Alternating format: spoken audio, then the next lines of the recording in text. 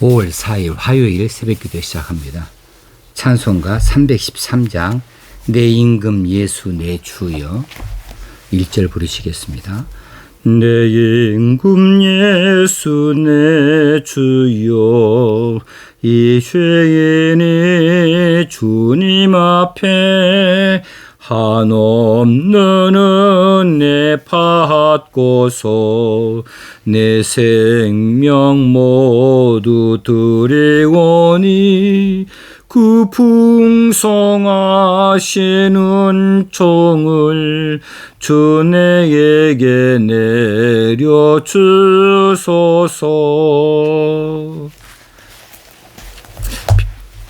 말라기서 2장 4절에서 9절까지 말씀 봉독합니다.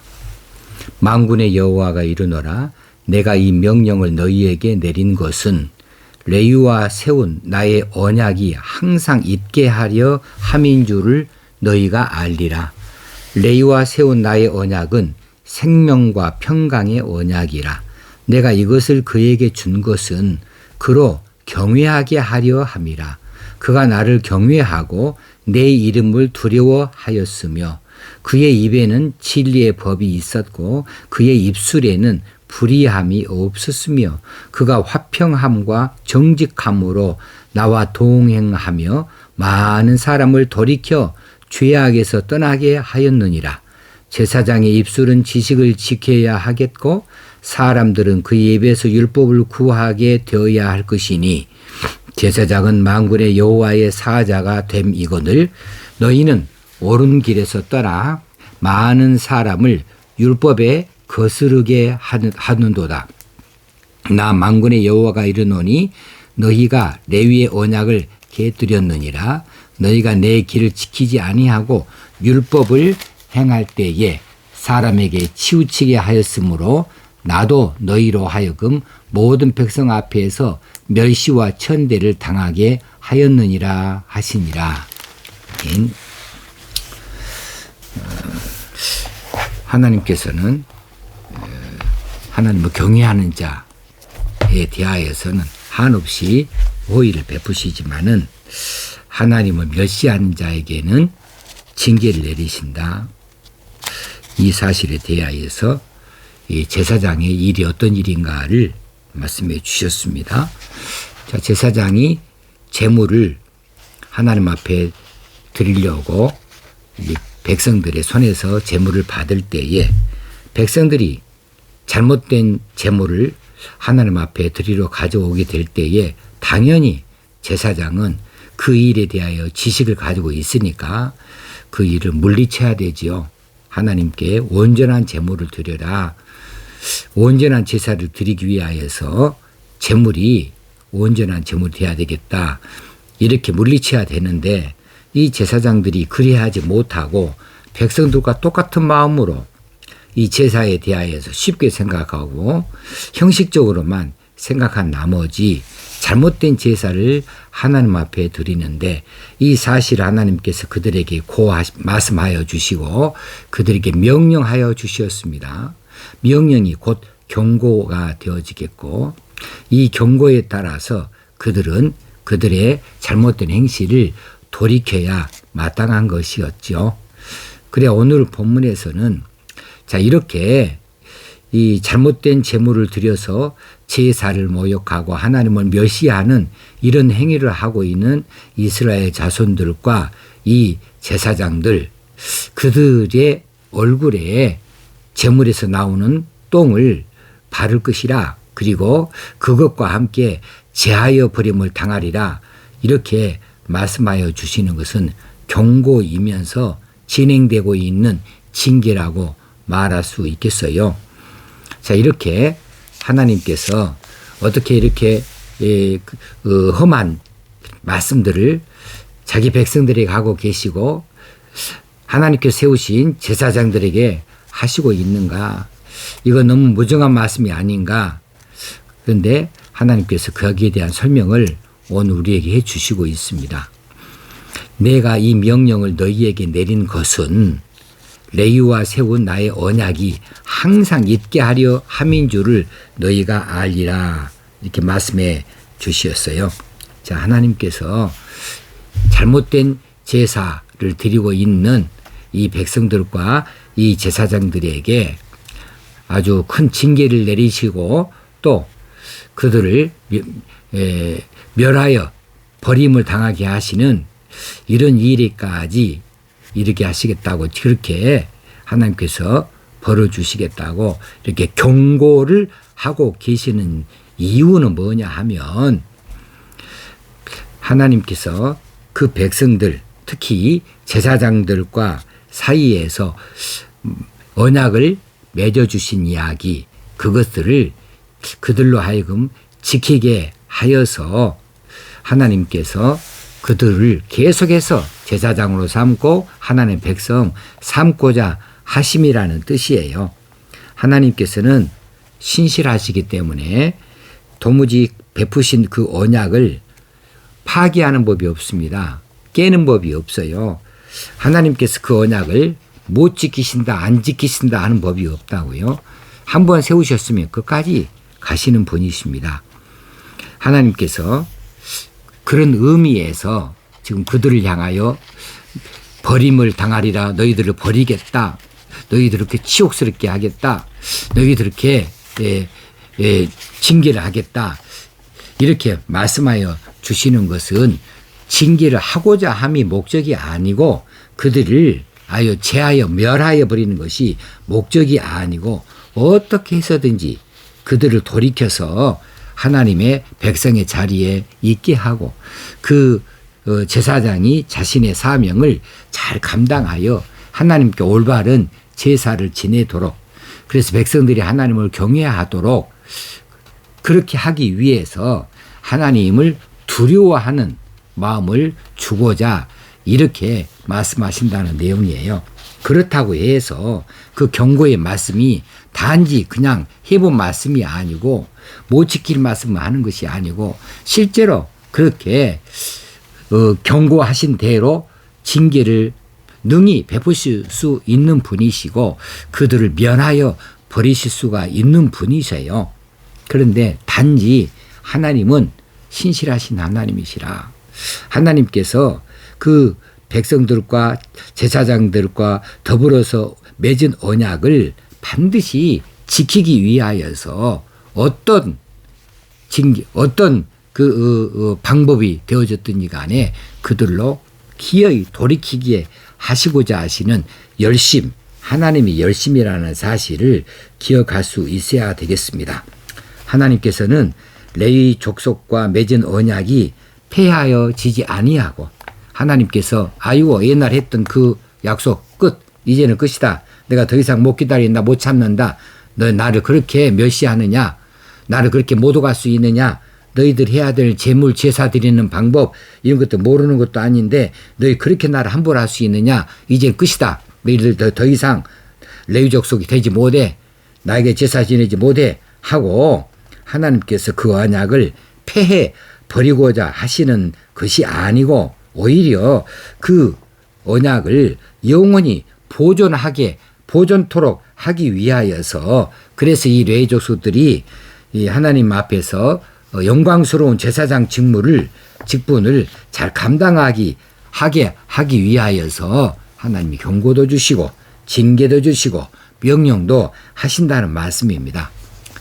다시 한번 반복하지만 그들을 일부러 괴롭히기 위함도 아니고 그들을 멸하기 위하여서 핑계를 찾는 것도 아니시고 그 방법도 찾고 계신 것이 아니라는 사실이에요. 하나님께서는 한결같이 은혜와 복을 베푸시기를 기뻐하시는 하나님이십니다. 자, 그래서 오늘 그 대목을 상기시켜 주고 있는 것이 4절이에요. 내가 이 명령을 너희에게 내린 것은 레위와 세운 나의 언약 이 항상 잊게 하려 함인 줄 너희가 알리라. 과거에 레위 자손들 제사장들과 더불어서 언약을 맺으신 그런 것처럼 하나님은 그리스도 안에서 우리와 언약을 세우시고 언약을 맺으시고 우리로 왕같은 제사장으로 직분을 주셨고 그 직분을 잘 감당할 수 있도록 그렇게 기대하고 계십니다. 그래서 우리가 제사장의 직분을 잘 감당하여 지켜나갈 수 있도록 그렇게 해서 과거에 레위 자손들하고 그 제사장들과 하고 맺었던 그 영안, 그 약속이 영원히 유지되어져서 우리들도 하나님과의 사이에서 왕 같은 제사장으로 직분을 계속해서 이어감으로 우리가 하나님 앞에 큰 은혜의 백성, 축복의 백성이 되도록 하기를 원하십니다. 그래서 우리에게도 이처럼 명령하시고 또 경고하시고 징계하시는 이 일들이 우리를 멸하시자, 우리를 괴롭게 하겠다라고 하는 것이 결코 아니라는 뜻입니다. 우리가 살다 보면 죄에 빠질 때도 있다고 했어요. 범죄할 수 있어요. 완벽한 인간이 아닙니다. 이 죄악이 가능한 데에서 우리 육신의 연약함도 있어서 우리가 자칫 한 번씩 이렇게 죄악에 빠질 수가 있어요. 불의한 일을 저지를 수가 있어요. 우리가 제사, 오늘의 예배를 소홀히 할 수도 있어요. 잘못된 그런 길들을 나아갈 수 있어요. 그렇다고 해서 하나님께서 너희들 그랬지, 너희들 이제 끝이다 이렇게 하시는 것이 아니고 너희들 그러면 안 돼, 혼난다, 몇 맞는다 하고 자꾸만 그렇게 경고하시고 말씀하시는 이야기, 그 이유는 우리로 하여금 이 복된 언약을 폐하거나 포기하려고 하지 아니하시고 우리를 강하게 꾸짖어서라도 우리를 강하게 책망하셔서라도 우리에게 아주 큰 매를 드실지라도 어떻게 해서든지 징계를 통해서든지 책망을 통해서든지 경고를 통해서든지 우리가 깨우치고 돌아서서 회개하고 하나님이 기대하시는 이 왕 같은 제사장으로서의 직분을 잘 감당하도록 하기 위함이시라는 말씀이십니다. 이게 얼마나 큰 은혜예요. 그래서 우리가 하나님께 매를 맞아도 오히려 범하거나 또 불평하는 그런 어리석음을 드러내서는 아니 되겠고 우리가 받는 징계가 크다, 너무 아프다, 현실이 너무 고통스럽다 한다고 할지라도 내가 하나님 앞에 버림받은 것인가? 그것이 아니라는 거죠.